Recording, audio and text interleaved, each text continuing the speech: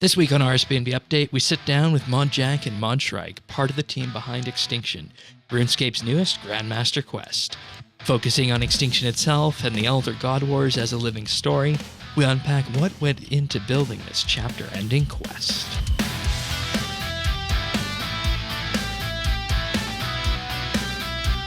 This is RSB&B Update, a special presentation, Plotting Extinction, recorded Tuesday, April 5th, 2022.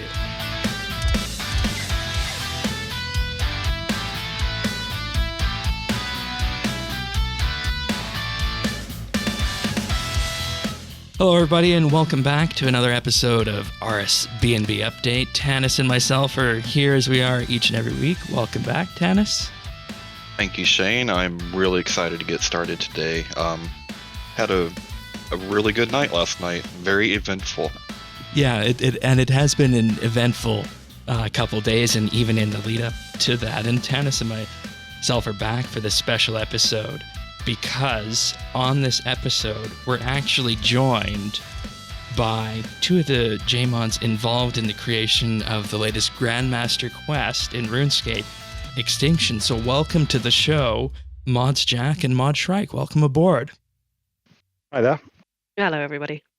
So what we're going to be doing here this week on this episode is we're going to be having a bit of a discussion about building Extinction, and then after that, we're going to go into a full-blown Q&A and answer some of the wider lore questions that have come up in the full edition of this episode, which you can find on our YouTube channel at youtube.com/RSB&B. And following from this, I just want to say that this is obviously a big quest. This quest there was a lot riding on this quest in terms of Extinction and the wrapping up of the Elder God Wars with this, and we just wanted to have a bit of a discussion about the process behind making this quest. But before we do that, we need to just handle some quick introductions. So let's start off with you, Mod Shrike. Introduce yourself and give the listeners a bit of a brief description of what you do at Jagex. All right, hello, I'm Mod Shrike. I'm a junior content developer on RuneScape 3. I was feature lead for Extinction and one of the main writers for it. And we'll go into just what all that entailed in just a wee bit. And Mod Jack, if the listeners aren't aware of who you are. Hi, I'm Mod Jack. I'm a senior game designer working on RuneScape. I've been on RuneScape for over 10 years now. And I'm currently responsible for the storyline as a whole. So, Okay. Coordinating the different updates with each other. All right, that sounds like a task that everybody who asks questions and help put this episode together would just love to get into your brain for a moment, and we're going to try and do some of that. But of course, I'm Shane12088, and Tanis can be found in-game as well at Tanis79. So I want to take this back to when we first sat down with you, Mod Jack, last year. We talked a bit about the decision to make the Elder God Wars focused heavily on story instead of just having it be a PvM sole experience. And with this, there was real character development, twists and turns for both the characters and story, but most importantly, it felt like a war. So arriving at the end of this chapter of it, would you say that this whole of game approach worked well for building the story? Yeah, no, I definitely think so. It was, I guess, so yeah, the dungeon we wanted to integrate into the game world, it sort of has a cyclical effect on the story. By plugging the story into the PvM content, we make the story matter more, and then by plugging the PvM content back into the story, we make the PvM content matter more, and the two just complement each other rather than sort of ignoring each other. So yeah, I'm really pleased with how that worked.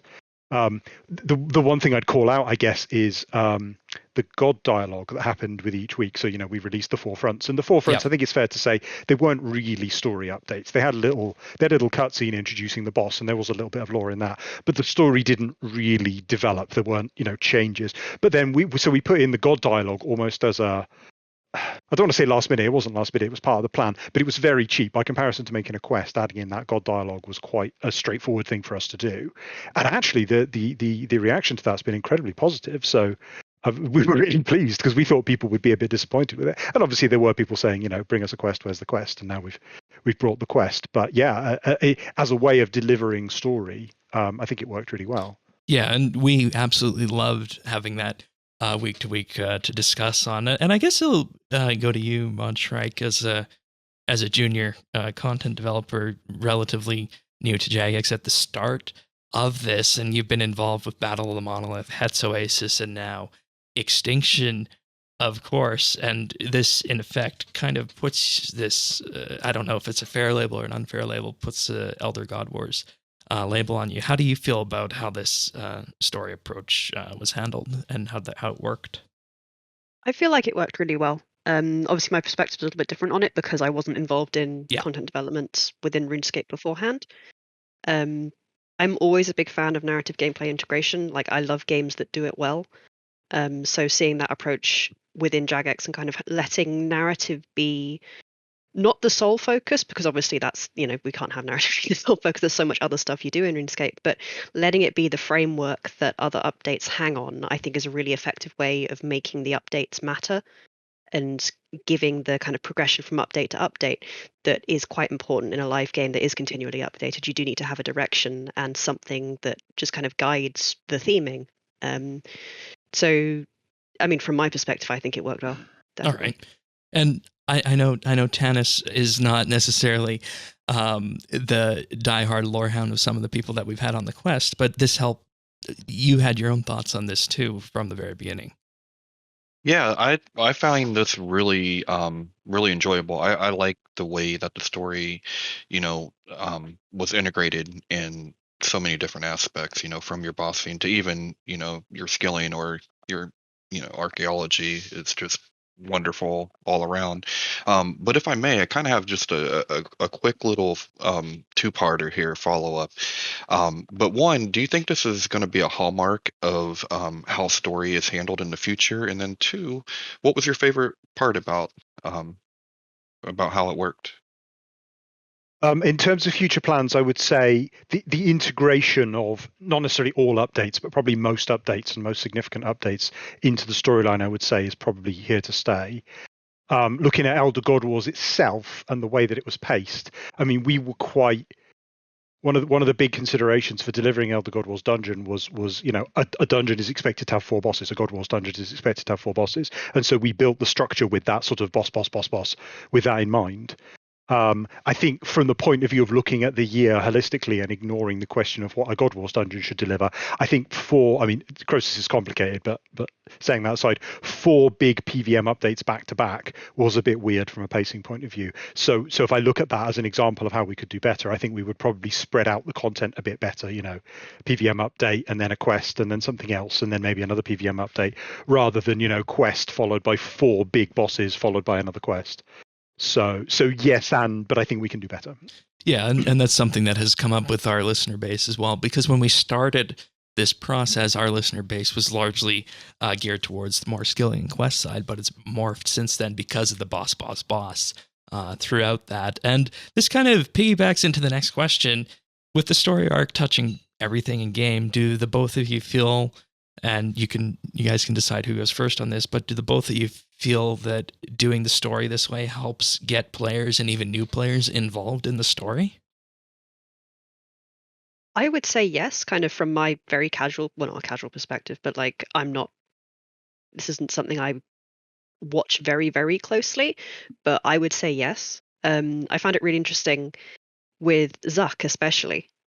Like, Zuck has well, not a considerable lore background, but he has some story behind him, and a lot of people got into it who perhaps wouldn't normally get into story. I think it's helped a lot of kind of more casual lore players access the RuneScape story, which is notoriously hard to get into unless you're prepared to like invest a lot of time in. So I think it's definitely helped more people get in, and something I'm looking forward to seeing with Extinction, as the player numbers start to come in terms of how many people actually play it and how many people get involved and how many of them are lore players and how many of them have become interested throughout the Elder God Wars dungeon season of content. Jack, would you like to expand on that? Yeah, I think the thing to call out there is that we specifically tailored the content with that whole idea in mind.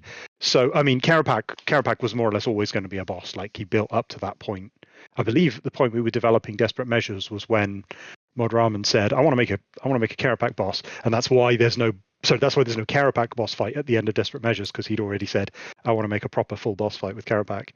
So he was always hallmark. But then when we were looking at other, integrating bosses into the story, that's why a Glacier and that's why Zuck were integrated, because they were big, bold, recognizable characters that they didn't require sort of obscure lore knowledge to make sense of. They were things that, I mean, Zuck wasn't in RS3 prior to that, but he's very well known within the RuneScape community as a whole, right? So that's why we picked those characters, and it's why we characterized them in the way that we did. It's why we wrote the cutscenes in the way that we did. So yeah, it was very much like those updates were kind of intended to draw players who weren't so interested in quests and the more conventional sort of lore content that we delivered in the past, to draw them into the story a little bit more, to present them with something we thought they might find a bit more engaging and interesting, which then meant that like something like As an Adra Quest could just go off down a rabbit hole of deep lore and confusing theological discussions, because we were sort of we were trying to create content that aimed at every different kind of player. Right. And that's so interesting to me, because one of the huge analogies that we've discussed throughout this storyline, we discussed it a lot with As an Adra's Quest, we discussed it with City of Sintistan as well, is that when we look at these quests, a good number of them felt like we were watching movies, good movies at that. And this is interesting to talk about specifically on the MMO front and looking at RS, because when people hear about a quest, if they're from a different MMO or they're used to a different style of game, the first thing that will likely come into their mind is the vanilla fetch quest, which we've had in the past in RS and can be done wonderfully. But that also leads the wider lore of the game to be so expansive that, as you said, it's almost hard to get into with RS3. And I think we've established that this storyline is different. So if somebody is looking at the RuneScape homepage or their client this week and doesn't normally do quests, do you think they're going to have an easier time getting into this storyline and working themselves up to Extinction than they would have had in the past with, say, Endgame or Ritual? I mean, that's a very large topic, and it's one that we discuss quite a lot internally. We actually have multiple project proposals right now talking about that problem and how to resolve it. I would say we don't do as good a job as we could at presenting the storyline as a whole, and we're looking at ways we can improve on that. I can't go if I sit down in game now, it's quite difficult for me to click, I want to play Extinction. What do I need to do to make that happen? That's actually not something the game handles particularly well. I can get that information in a second by going to the wiki. So, players do solve that problem for themselves, but I think that's something that we could improve at. But I mean, in terms of, I guess, thinking about the question a different way, one of the advantages of focusing on a specific single storyline is that at least you only have to answer that question once. Like, if the answer today is the same as it was 2 months ago for the previous piece of content, if you want to get involved, there's a specific thing that you need to focus on. This project has been a big deal to so many people in the community, and I can only imagine what the both of you are feeling in the run up to this, especially you, Mod Shrike, being featured lead on this. But one of the things that comes up with this is, how do you plan this kind of quest out in such a way that after we finish this quest and the storyline, that people leave feeling satisfied and that there was a compelling ending? And like you were saying just now, Jack, you could have done something like a cliffhanger, but maybe having something more ambiguous is better as a jumping off point in the future. Okay, that is an incredibly difficult question to answer, because it's something that I ask myself all the time. How do you build a satisfying ending? How do you create an ending that most people feel like was worth the effort? That's hard. I think most writers ask themselves that, like a lot of the time. How I approached Extinction specifically, I mean, in many ways, it was a bit easier than some other projects I've worked on, because we knew what the end condition had to be. Okay. Like, am I allowed to say spoilers? Can I say how Extinction ends here? Should we go not at this part. Let's save that for the lore diggers segment. Let's save it. But yeah, we already knew how Extinction was going to end going into it, so everything just kind of built on that. Whether people, the challenge was making that logically work, and that's a separate question to: are people going to find this satisfying? because even seeing the responses to it, some people have loved the ending, some people have hated it, some people have said it's really satisfying, some people have said it's hand-wavy and nonsense. Yeah. Like, it's impossible to come up with a single ending that I think satisfies everyone. All I go for personally is, does it satisfy me, and am I happy with it? And that's really the only yardstick I can use at this stage. Yeah, and I sent you the feedback, didn't I? And I said going into this conversation, I was not expecting to be satisfied by this conversation, and coming out of it, I think you made your point well. That was the feedback I sent you. Yeah, well, we were doing, drafting and redrafting. Like, Yeah. eventually it managed to work in the end, Yeah. I think, personally. Okay. But my taste is different to everyone else. Well, not everyone else's taste, but everyone's taste is different, right? And I think that answers it, because it's going to be different for everybody. But based on your experience as a lore player, Mod Shrike, and you, Jack, for supervising and being involved in the game for 10 years at this point, obviously that's a lot of expertise with you guys on that one. Tanis, I know when we talked about the run up to this, you had some ideas about how this might end and what it could mean as well. Yeah, none of those panned out, which is part of the fun, right? Like I kind of enjoy the speculation and then seeing what happens in the end, and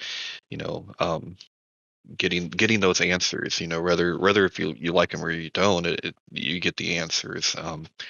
But I'm really curious to find out, like, were there any lessons that either of you can take away from a project like this? Oh, loads. Yeah, absolutely. Loads and loads and loads. Like, for me personally, this is the biggest thing I've ever made, and like, in terms of an extended piece of storytelling professionally, it's huge. It's quite a big professional milestone for me. So I've learned a huge amount, and going back, if I had a second chance to do it, I would approach it completely differently. In terms of our narrative pipelines and what we actually did in the end. I don't know whether you want me to go into details, but the answer is yes. Lots of lessons, lots of things to learn, lots of things to make better for next time. So it's safe to say then that the storyline did have an impact, and you guys will be using this going forward to craft the next set. And I think that bodes really well when you also consider the fact that when we opened this discussion up, we said that the idea of intertwining story within different aspects of updates is going to continue as well. And I want to just kind of pivot a little bit into more about the actual building of the quest as well, since we talked about what was learned with it. But unpacking this starting point of the previous question, this was a Grandmaster quest. And for anybody who is new to questing, just what's the quick lowdown on what makes a quest Grandmaster? Jack, do you want to take the fun? Yeah, I answered this a little in my simple answer to this is just it makes you feel like you played when you played Ritual of the Majrat. Okay. Or Wild Gothic Sleeps. Pick your preferred option. But there's a lot of factors that go into that, and we discussed that a lot during development. It's not just about how long the quest takes to play, but also giving it that sense of epic scope. I think we learned a little from Sliske's Endgame in that regard, that Sliske's Endgame didn't have that feeling of scope because it all took place within a single environment, or almost entirely took place within a single environment. Right. Even if it was long, even if it was challenging, even if it was lawful, it didn't have that sense of the world because it was so restricted. So we wanted to avoid something like that. Obviously, big events. The example I gave to people was the song Bring Me to Life by Evanescence. Has a really good structure. It's only like 3 minutes long, but it feels much longer because it changes tone so often. Same with most of the Meatloaf songs. They are quite long, but they feel even longer. Because they change tone, and you feel like you've gone on this crazy journey because you kind of experienced a story, and then something else happens, and then something else happens, and then something else happens. So it's that sort of feeling of epic scope, which I think is most crucial. All right. It also felt a little bit unique as a Grandmaster quest because there were no actual hard skill requirements on it, but there were quest requirements, and then there were skill requirements on quests like City of Sintistan. Was there any specific reasoning to just have quest requirements on this rather than a certain skill requirement, perhaps? Yeah, so whenever we were discussing requirements, I looked at past Grandmasters. and what they involved. And Cisco's Endgame didn't have any skill requirements; it was just quests. So I thought following that would be a good idea. And also, I thought that the skill level requirements for the previous quests for Extinction would be enough, especially as the gameplay didn't really require, major skilling content. Like adding in extra skill levels would just feel a bit artificial to me. So I was happy to just go with quests for it. All right, fair enough. And when you start writing a quest like Extinction, where do you start? Do you start with a storyboard or the key narrative points that need to be resolved, or do you just write? This is quite context dependent on what the quest needs to do, in terms of the wider story. I think, like I mentioned before, for Extinction, we knew what the end condition was. So that was the narrative point that we started with, and we kind of worked backwards from there in terms of what chain of events did we have to do to get to that narrative end condition in a fairly logical way. Not, some parts of it may be less logical than others, but, we got there in the end. In terms of like what I make for that kind of stuff, like I made a what I call a story graph for it. So you have it's like a 2-dimensional XY axis with progression of time, like progression events on one axis, and then kind of tension and gameplay feel on the other. So it's how you map out the scenes and map out the gameplay sequences depending on how the player should be feeling as the story progresses. Very interesting. And I'm quite pleased with it. It was a really nice way of kind of conveying what I wanted from the story and things like feedback reviews and that kind of stuff. It was a nice, easy way of getting the overall shape of the story across. But yeah, that was my start point, and then it was kind of scene by scene, and then getting into the dialogue, not straight off the bat. You kind of plan it out first and then do the dialogue. All right. Speaking of building this quest, how much time went into the development of this quest in terms of production time? Are we looking at a few months, 6, longer? So we started development, I think, end of October last year. All right. So 5 months-ish. So that would have been after the last front hit the players then, about. Yeah, probably. yeah. So after the last front, and yeah. So we started kind of the last quarter of last year, and kind of worked on it over Christmas and until yesterday. All right. And I know when we also talk about this on the podcast, the quest length always comes up. And I know with you, Tanis, that's something that from an accessibility perspective, but also just gameplay, you always had an interest in. Yeah. Well, and I'm really curious. We love Quest here at RSB&B. But with that amount of development time, how do you make the case for a piece of content that should last around 3 hours versus something that is in game and like a boss or a scaling method, something like that? Like, how do you make that case? Honestly, that is hard. And it's in part why something like Elder God Wars Dungeon with the very heavy story involvement happened, because that's a way that we can keep the story going without only doing it through quests. I mean, the blunt answer to that question is, from a development point of view, it is like from a strict ROI point of view, it is less good use of time. But I saw it more as a kind of a responsibility that we were paying off than a business decision that we were making. Like a storyline builds towards a conclusion, we have to deliver that conclusion. We can't just not deliver the conclusion because it doesn't have the best, dry ROI. So it's always a delicate balance of we have to make responsible business decisions because we have to keep the game going, but at the same time we have to deliver an experience to our players that our players want, and also we have to we're not in this as neither I nor Shrike nor most of the people that we work with are here to run a business. We're here to make computer games to deliver awesome stories, and so we prioritize that wherever we get the opportunity to. Yeah, it's the classic thing that comes up a lot in game development of business versus art, and quests are very much on the arty side of things rather than the business side of things, and they're still absolutely necessary, like for making games, because games are pieces of art. So, but if you're looking at it from a purely, like you say, like a dry point of view, it is quite difficult sometimes to make the case for quests like that. Because you're right, like compared to a boss or a skilling training method where you get many, many more hours out of it because it's repeatable at its core. Linear stories are difficult because they do take up a lot of time. They are resource intensive.